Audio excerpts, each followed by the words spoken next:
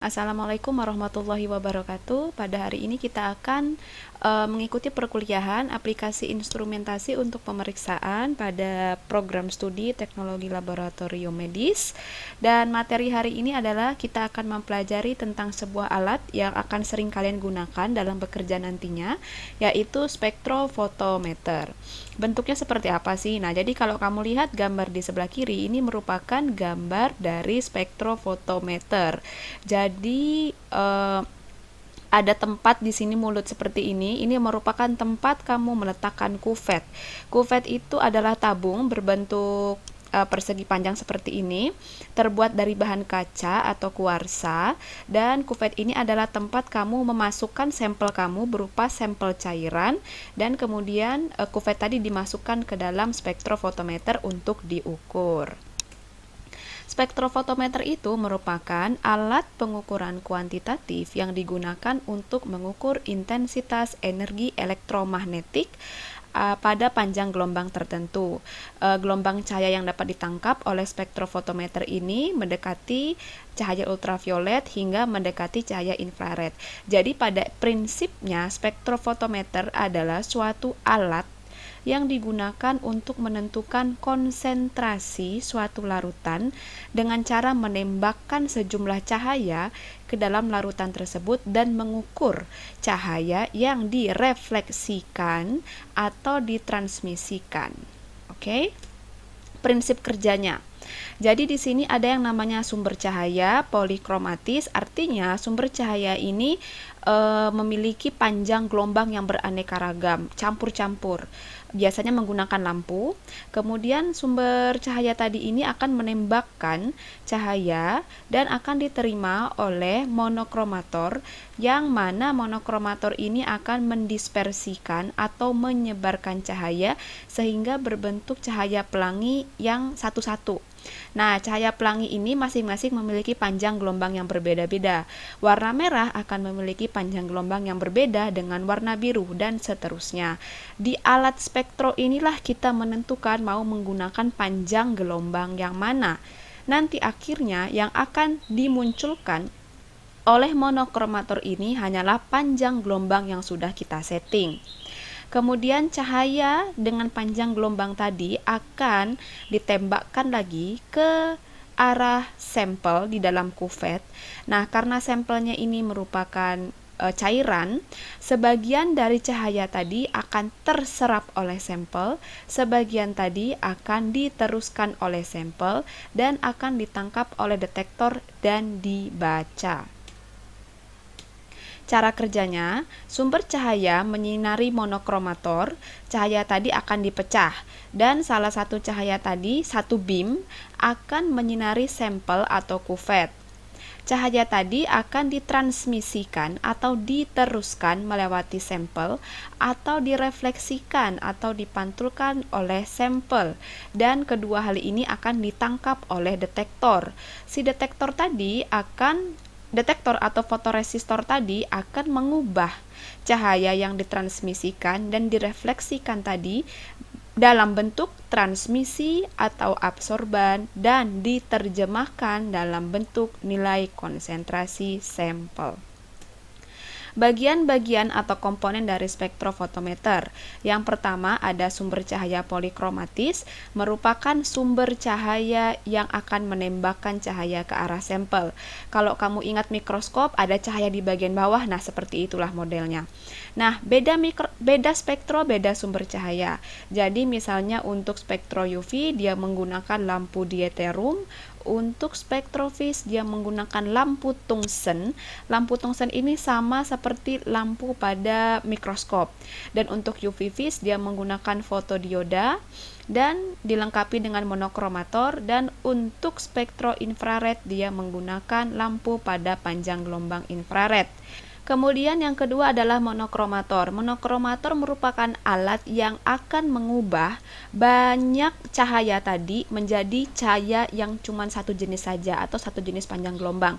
Jadi kalau kamu lihat gambar di sebelahnya ini, cahaya yang masuk dari sumber sinar polikromatis ini adalah cahaya yang beraneka ragam, namun dengan monokromator dia akan mendispersikan atau menyeleksi cahaya tadi menjadi berbagai cahaya-cahaya tunggal, dan cahaya-cahaya tunggal ini akan aktif sesuai dengan panjang gelombang yang kita setting pada alat spektrofotometer. Maka dengan menggunakan monokromator ini, yang akan muncul hanyalah satu jenis panjang gelombang saja, yang mana satu jenis panjang gelombang ini atau sinar ini akan ditembakkan ke dalam sampel. Kemudian sel sampel, itu maksud sel sampel di sini adalah si kuvet, merupakan tempat untuk meletakkan sampel. Kuvet biasanya terbuat dari kuarsa atau gelas, dan dari kuarsa ini bisa juga dibuat dari silika.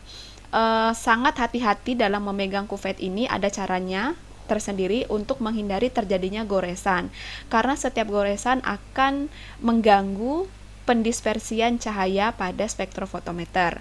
Kuvet biasanya berbentuk persegi dengan panjang 1 cm dan volume sekitar 1 volume 1 ml. Yang keempat adalah detektor, berfungsi untuk menangkap cahaya yang diteruskan oleh sampel dan mengubahnya menjadi arus listrik. Syarat-syarat sebuah detektor adalah yang pertama memiliki kepekaan yang tinggi, yang kedua perbandingan isyarat atau sinyal dengan bisingnya tinggi, yang ketiga memiliki respon konstanta pada berbagai panjang gelombang, artinya dia bisa menangkap berbagai panjang gelombang sesuai dengan jenis spektrofotometernya. Yang keempat, waktu respon cepat, artinya dari saat proses penembakan sinar hingga ditangkap oleh detektor itu cepat sekali, dan sinyal listrik yang dihasilkan harus sebanding dengan tenaga radiasi. Yang kelima adalah readout atau merupakan sistem membaca isyarat listrik yang berasal dari detektor. Readout inilah yang akan muncul di permukaan spektro dan menunjukkan nilai absorban yang akan kita catat sebagai nilai absorban dari sampel kita. Ini adalah gambar ilustrasi bagaimana cahaya yang ditembakkan tadi itu melewati si kuvet. Jadi ini adalah kuvet. IO adalah cahaya masuk. Jadi kalau di sini dilihat cahaya masuknya, misalnya di sini adalah cahaya berwarna merah. Cahaya merah di sini sangat tebal pada IO, kemudian dia masuk ke dalam sampel. Nah, karena sampel ini memiliki partikel-partikel sampel di dalam larutan, partikel tadi sebagian akan menyerap sinar merah, sebagian lagi akan meneruskan warna merah ini. Oleh karena itu, karena sebagian sinar merah tadi terserap, maka yang diteruskan lebih sedikit daripada yang diterima. Tampak di sini cahaya I1 merupakan cahaya yang diteruskan atau ditransmisikan lebih sedikit daripada I0. Jadi prinsip kerjanya seperti ini. Kemudian ada beberapa jenis spektrofotometer. Salah satu yang paling sering kamu gunakan pada praktikum di dunia biomedical science atau TLM itu merupakan spektrofotometer UV vis. Spektrofotometer UV vis itu berasal dari kata UV ultraviolet dan vis visible. Artinya spektrofotometer ini bekerja dengan menangkap jenis cahaya pada panjang gelombang ultraviolet hingga cahaya tampak atau pada kisaran 400 hingga 700 nanometer. Kalau kamu lihat pada gambar di sini, ini merupakan jenis gelombang atau cahaya-cahaya yang termasuk ke dalam spektrum visible atau dapat dilihat oleh mata, yakni pada panjang gelombang 400 hingga panjang gelombang 800. Yang kedua adalah spektrofotometer infrared, merupakan spektrofotometer yang sumber cahayanya berasal dari gelombang infrared, yaitu gelombang yang memiliki panjang gelombang di atas 800 nanometer. Jenis spektrofotometer infrared ini lebih sering digunakan di dunia industri dan agak jarang digunakan pada dunia medis. Aplikasi spektrofotometer. Kapan sih kamu menggunakan spektrofotometer ini? Jadi spektrofotometer ini kamu gunakan ketika kamu ingin mengetahui konsentrasi suatu larutan, atau kamu bisa menggunakan spektrofotometer ini juga untuk menentukan aromaticity suatu komponen. Aromaticity itu merupakan berapa banyak ikatan benzena pada suatu molekul. Gampangnya aromaticity ini menentukan seberapa harum, seberapa kuat keharuman suatu zat. Nah, kamu bisa menentukan dengan menggunakan spektrofotometer. Dan yang ketiga, kamu bisa menggunakan spektrofotometer untuk melakukan tes dial untuk mengukur jumlah pentosa. Pentosa merupakan salah satu jenis gula pada RNA. Kalau kamu lupa, buka kembali materi biokimia, di situ ada dijelaskan. Oke, bagaimana cara menggunakan spektrofotometer UV vis? Jadi di sini saya akan fokus pada spektrofotometer UV vis karena ini adalah spektro yang akan sering kalian gunakan. Ada beberapa cara yang bisa kamu lakukan. Yang pertama itu adalah kamu menggunakan spektrofotometer ini untuk menentukan panjang gelombang maksimal. Misalkan Anda memiliki air teh dan Anda diminta untuk menentukan konsentrasi air teh tersebut. Namun, Anda tidak mengetahui panjang gelombang air teh. Maka, sebelum mengukur konsentrasi air teh, Anda harus menentukan panjang gelombang maksimal air teh tersebut. Bagaimana caranya? Siapkan air teh yang akan diukur, kemudian masukkan ke dalam kuvet. Nah, kemudian masukkan ke dalam kuvet tadi dan setting panjang gelombang sebesar 400 nanometer dan ukur berapa absorbannya. Lakukan hal yang sama, namun kamu ganti panjang gelombang tadi dari 400 nanometer menjadi 410 nanometer. Catat kembali absorbannya. Ulangi lagi tahap tadi, namun ubah panjang gelombangnya dari 410 menjadi panjang gelombang 420 dan ulangi terus-menerus hingga panjang gelombang 450 atau 470. Maka kamu akan mendapatkan tabel seperti ini. Untuk panjang gelombangnya bebas. Kamu mau kelipatan 10, kelipatan 5, kelipatan 7 bebas. Intinya di sini panjang gelombangnya naik dan minimal kamu memiliki 5 jenis panjang gelombang. Kamu catat nilai absorbansinya yang terukur di dalam spektrofotometer tadi. Kemudian kamu buat kurva standar. Ini namanya kurva standar. Kurva standar ini sumbu X merupakan panjang gelombang, sumbu Y merupakan absorban. Lalu kamu titik-titik, misalnya pada panjang gelombang 400 nanometer, absorbansinya adalah 0,5. Jadi di sekitar di sini. Pada panjang gelombang 410 meter, nilai absorbansinya adalah 2,49 di sini dan seterusnya. Maka didapatlah sebuah kurva. Dari kurva ini tadi kamu lihat di manakah titik tertinggi. Jadi pada sampel ini titik tertinggi terletak pada panjang gelombang 415 nanometer dengan absorbansi sebesar 0,577. Maka di sini untuk mengukur air teh, konsentrasi air teh tadi, kamu dapat menggunakan panjang gelombang 415.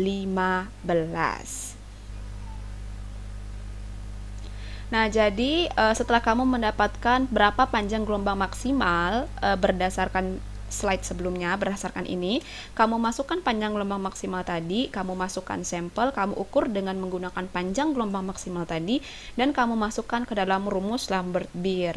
Nah, penggunaannya bisa menggunakan rumus yang ini akan lebih mudah, yaitu absorbansi merupakan perkalian dari absorbitas molar dikali dengan tebal kuvet dikali dengan konsentrasi larutan yang diukur. Jadi di sini karena kamu tahu absorbansinya berapa, masukkan angka absorbansinya sama dengan berapa absorbitas molar. Ini biasanya ditentukan atau dicari di internet. Kemudian tebal kuvet biasanya menggunakan 1 cm dan kemudian kamu bisa mencari nilai C-nya.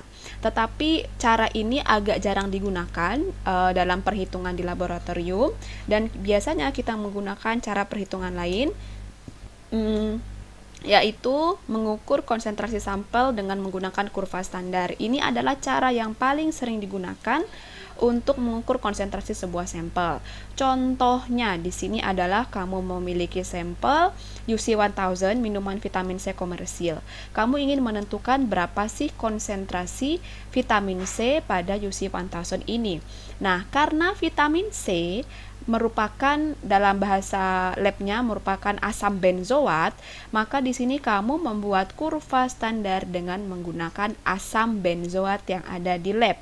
Langkah pertama, buat larutan asam benzoat dengan konsentrasi 2 ppm sebanyak 100 ml dari larutan induk 100 ppm. Jadi biasanya itu larutan asam benzoat sudah tersedia dalam bentuk 100 ppm, kamu buat dalam konsentrasi yang lebih rendah yaitu 2 ppm. Caranya V1M1, V2M2 ini udah kita belajar berkali-kali ya. V1 di sini adalah berapa volume asam benzoat 100 ppm sama dengan kita mau buat 100 ml asam benzoat 2 ppm. Maka artinya kamu harus memasukkan 98 ml Aquades ditambah dengan 2 ml asam benzoat 100 ppm hingga volume akhirnya menjadi 100 ml dengan konsentrasi 2 ppm. Jelas di sini? Nah, kemudian kamu lakukan tahap nomor 2 ini, tapi untuk membuat konsentrasi asam benzoat 4 ppm, 6 ppm, 8 ppm, 100 ppm dengan rumus ini ya, dengan cara yang sama. Kuis pertama, hitung berapakah volume Aquades dan volume asam benzoat 100 ppm yang dibutuhkan untuk membuat larutan asam benzoat 4 ppm, 6 ppm, 8 ppm, dan 10 ppm. Tolong dihitung, ada perhitungannya, dan itu adalah kuis yang pertama. Kemudian setelah kita memiliki 5 konsentrasi tadi, kita juga sudah memiliki panjang gelombangnya berapa. Biasanya ada di internet panjang gelombang asam benzoat berapa maksimalnya. Kemudian kita buat tabel seperti ini. Nah, ini adalah contoh ketika dilakukan pengukuran absorbansi asam benzoat dengan konsentrasi 2 ppm, 4 ppm, 6 ppm, 8 ppm, dan 10 ppm. Diperolehlah absorbansi dengan nilai seperti ini. Nah, karena di sini ada 1, 2, 3, 4, 5. 5 kali atau 5 jenis pengukuran, maka N sama dengan 5. Kemudian di sini jumlah ini adalah penambahan 2 tambah 4 tambah 6 tambah 8 tambah 10 dapatnya 30. Jumlah kuadrat adalah kuadrat dari 30, dapatnya 900. Sama, absorbansi juga, ini didapat angka ini semua dari mesin spektro. Jumlahkan totalnya berapa semuanya, dapatnya 5,72 dan 5,72 ini dikuadratkan, dapatnya 32. Kemudian X kuadrat ini adalah 2 kuadrat. 2 kuadrat adalah 4. 4 kuadrat adalah 16 dan seterusnya. Sama, jumlahkan lagi. Kemudian Y kuadrat adalah 0,3848 kuadrat. Dapatnya 0,1480 dan seterusnya. Kemudian XY ini adalah pengalian dari 2 dikali 0,3848 atau X dikali dengan Y, angkanya segini. Cari angkanya, buat tabel seperti ini dan didapatkanlah hasil seperti ini. Nah, ini adalah tabel yang harus kamu buat ketika kamu ingin menentukan sebuah kurva standar. Dari tabel ini, kemudian kamu harus membuat suatu persamaan regresi linier.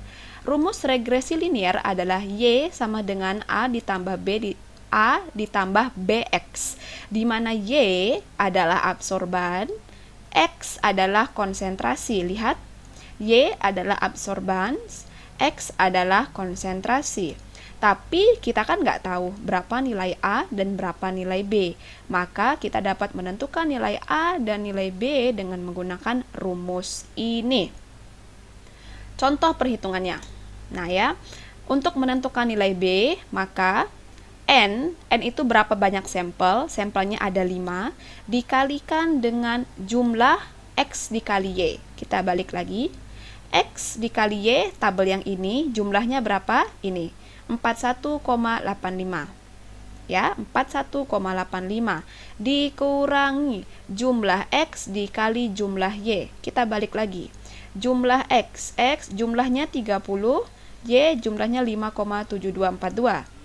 Oke, jadi 30 dikali 5,7242. Kemudian dibagi dengan 5 ini jumlah sampel, dikali dengan jumlah X kuadrat. Balik lagi, X kuadrat jumlahnya adalah 220. Jadi 5 dikali 220, oke, dikurangi jumlah X dikuadratkan. Coba kita lihat. Jumlah X dikuadratkan adalah ini, 900 ya. Oke, maka didapatlah angka B sama dengan 0,1876. Nah, kita sudah dapat nih angka B, maka masukkan ke dalam persamaan linier. Y ini kamu dapat dari tabel. Nih, ambil aja salah satu random, mau yang mana? Mau yang ini, mau yang ini, mau yang ini, mau yang ini, bebas. Intinya harus sepasang. Contoh saya mengambil nilai Y 0,3848 dan nilai X-nya 2. Maka Y 0,3848 sama dengan A ditambah B, diketahui ya, di sini B 0,1876 dikali dengan 2. Dan diperolehlah nilai A sama dengan 0,0096. Maka rumus persamaan liniernya adalah Y sama dengan A ditambah BX, yaitu 0,0096 ditambah 0,1876X. Berdasarkan pengukuran kurva standar asam benzoat, maka rumus persamaan liniernya adalah Y sama dengan 0,096 ditambah 0,1876X. Nah, ini adalah rumus yang bisa kamu gunakan untuk mengukur berapa konsentrasi UC1000. Kemudian kamu masukkan UC1000 kamu ke dalam kuvet dan kamu ukur berapa nilai absorbansinya. Misalkan nilai absorbansi yang kamu dapatkan adalah 1,78. Ingat, absorbansi adalah Y.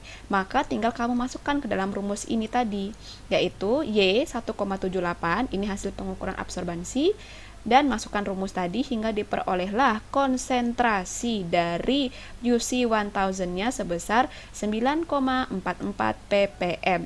ppm ini karena tadi ya, konsentrasi kurva yang kita gunakan adalah dalam bentuk ppm. Kuis nomor 2 adalah, jika absorbansi UC1000 yang kamu ukur sebesar 1,2, maka dengan menggunakan persamaan Y 0,0096 ditambah 0,1876X ini, berapakah nilai konsentrasi UC1000 tersebut? Jika absorbansi UC1000 adalah 1,2, maka berapakah nilai X atau berapakah nilai konsentrasinya? Itu soal nomor 2. Oke, sekian kuliah hari ini. Silakan dikerjakan. Terima kasih. Assalamualaikum warahmatullahi wabarakatuh.